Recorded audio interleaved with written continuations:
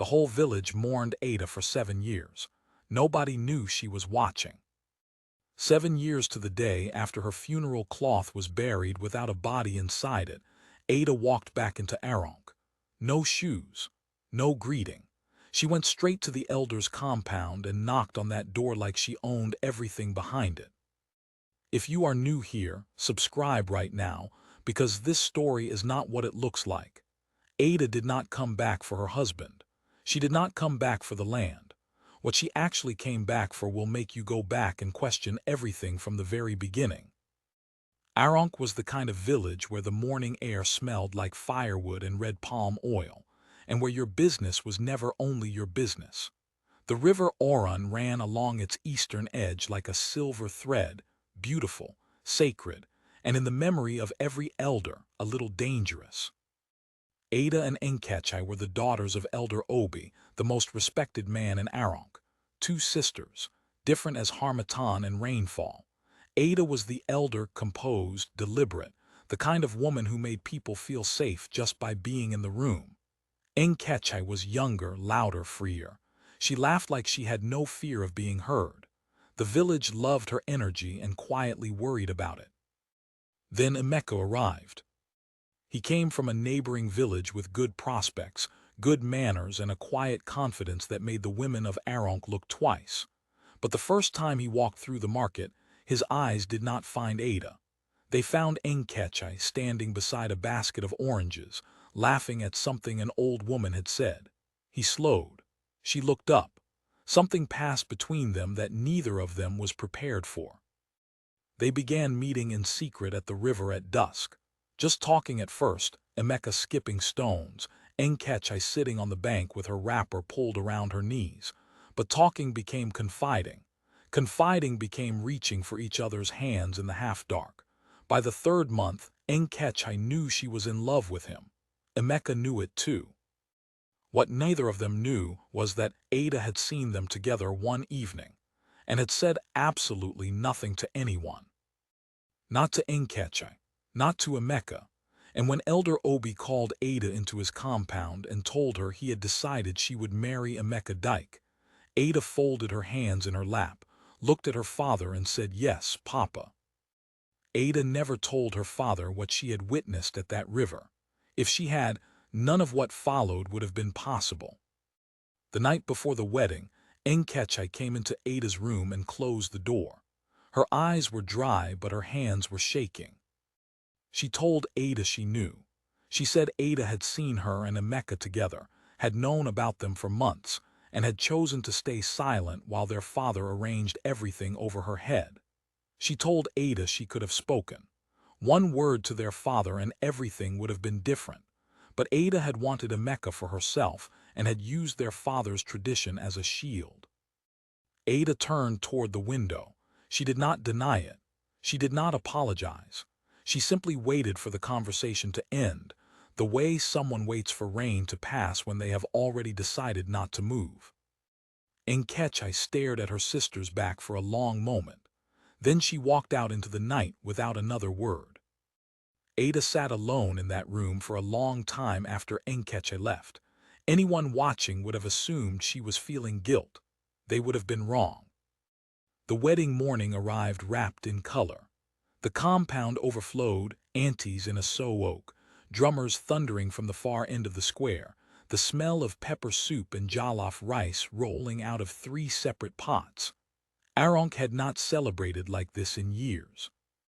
Ada was radiant. Her wrapper was the deep red of ripe kola nut, her headtie perfectly tied, her smile perfectly placed. Emeka stood at the altar space looking like a man trying to remember how to breathe.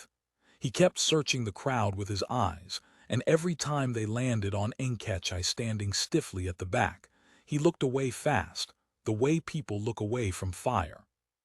Enkechi was dressed and present and performing, but she stood slightly outside every circle of joy. Like a woman attending a funeral, she had not been allowed to mourn out loud.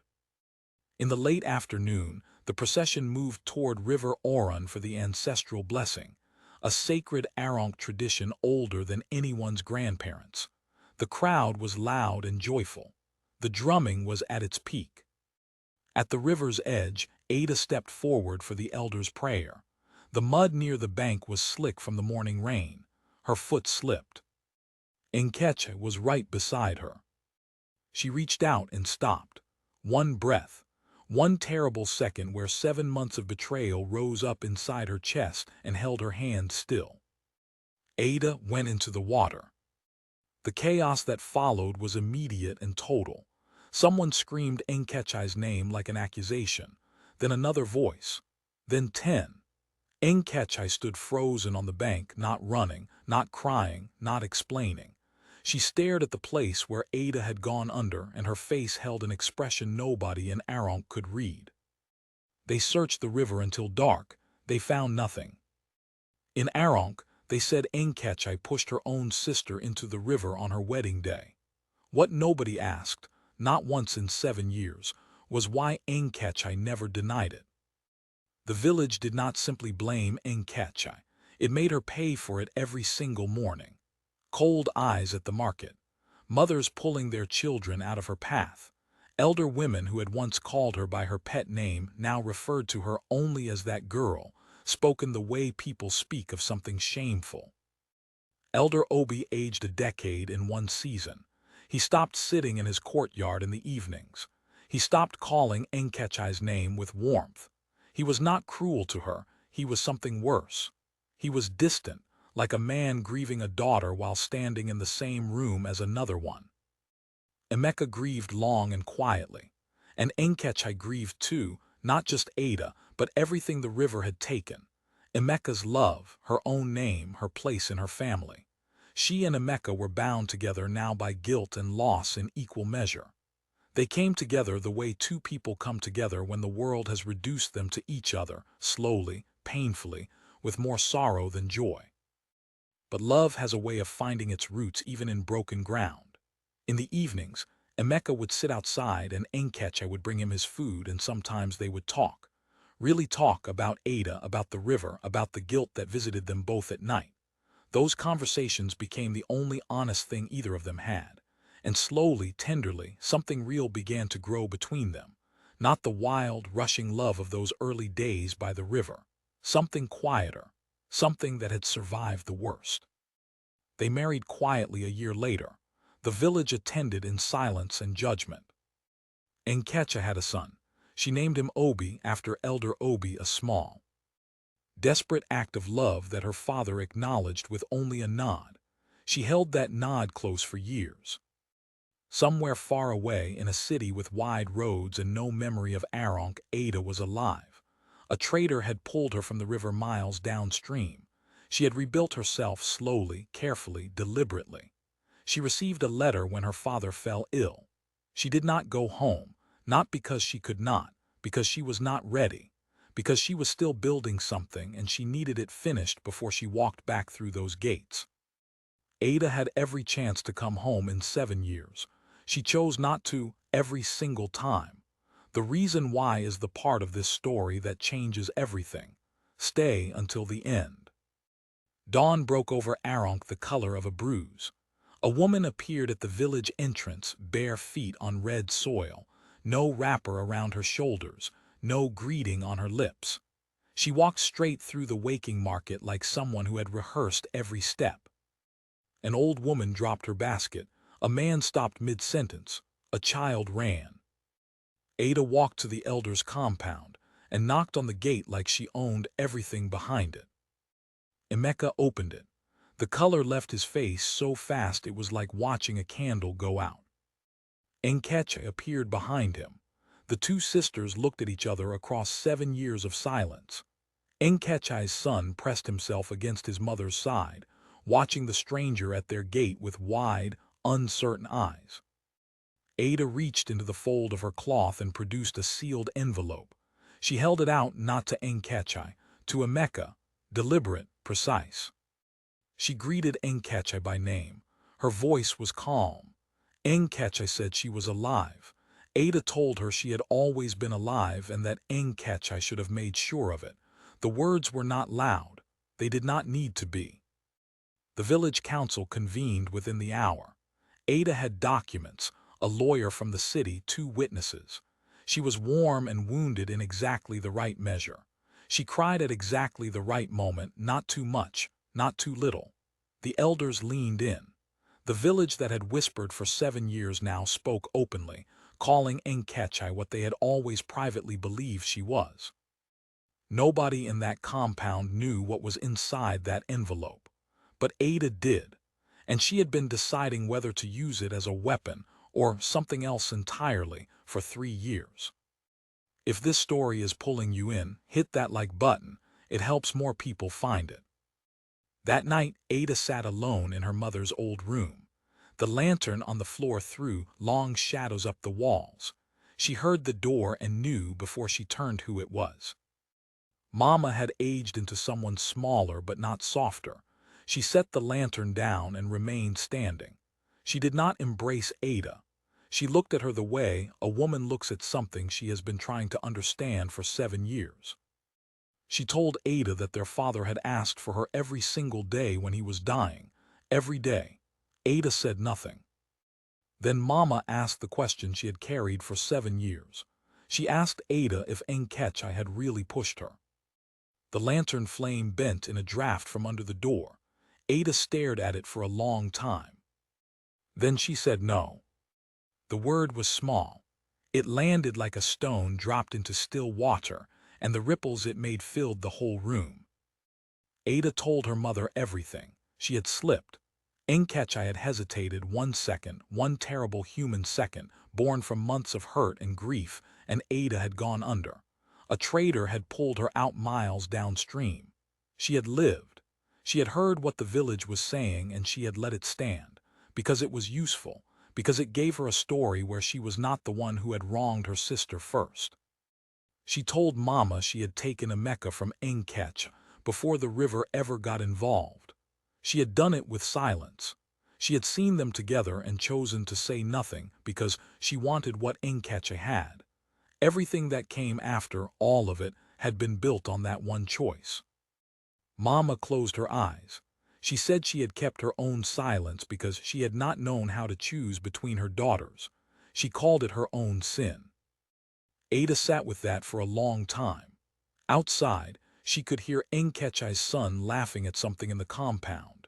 The clean, unbothered laughter of a child who did not yet know the weight of the names his mother carried. Something in Ada's chest broke open quietly, the way old things break, without drama, without warning. Just a soft, final crack. Morning, the village square. The full council assembled under the ancient aqua tree, every elder present, half of Aronk hovering at the edges, watching. Ada stood at the front, her lawyer beside her, her documents in order, ready to speak. Across the square, Enkechai stood alone, her son's hand in hers, her chin up, her face set in the expression she had worn for 7 years.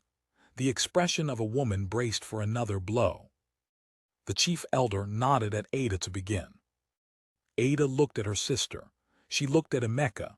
She looked at Enkechai's son, who was watching her with his father's eyes and his mother's spine.